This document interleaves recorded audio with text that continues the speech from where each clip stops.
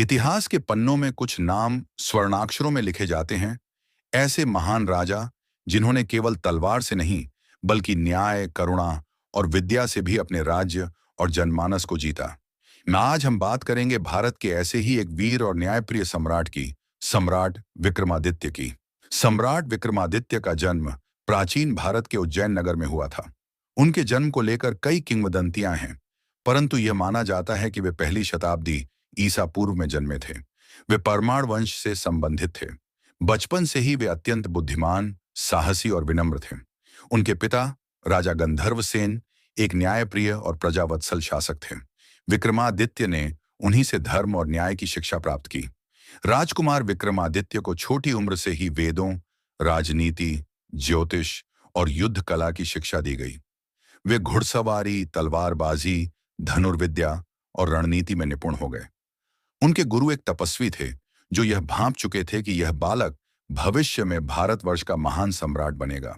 जब उनके पिता को एक दुष्ट राक्षस द्वारा हराया गया और उज्जैन पर कब्जा कर लिया गया, तब राजकुमार विक्रम को राज्य से पलायन करना पड़ा। वर्षों तक उन्होंने वनवासी जीवन जिया और अपने बल, बुद्धि व तप से स्वयं को परिपक्व किया। उन्हें यह बात व्यथित करती थी कि प्रजा दुख में है। एक दिन उन्होंने प्रतिज्ञा ली, जब तक मैं राज्य को मुक्त नहीं करा लेता, तब तक विश्राम नहीं करूंगा। विक्रम ने अपने मित्रों और तपस्वियों से परामर्श किया और युद्ध की योजना बनाई। उन्होंने शक्तिशाली अस्त्र शस्त्र इकट्ठे किए और उज्जैन की ओर प्रस्थान किया। अंततः उन्होंने दुष्ट राक्षस को हराया, उज्जैन को मुक्त कराया और राज्य सिंहासन पर आसीन हुए।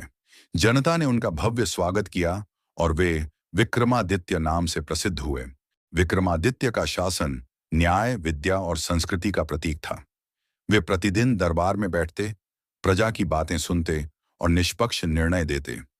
उनके राज्य में कोई भूखा नहीं सोता था और कोई अन्याय नहीं सहता था। उनकी सभा नवरत्नों के लिए प्रसिद्ध थी, जिनमें कालिदास, वराह मिहिर, धन्वंतरी जैसे महापुरुष शामिल थे। इन विद्वानों की उपस्थिति ने उज्जैन को विद्या और ज्ञान का केंद्र बना दिया। विक्रमादित्य खुद भी काव्य, संगीत और ज्योतिष में रुचि रखते थे। उनका व्यक्तित्व अत्यंत प्रभावशाली लेकिन विनम्र था। वे केवल शासक नहीं, मार्गदर्शक थे।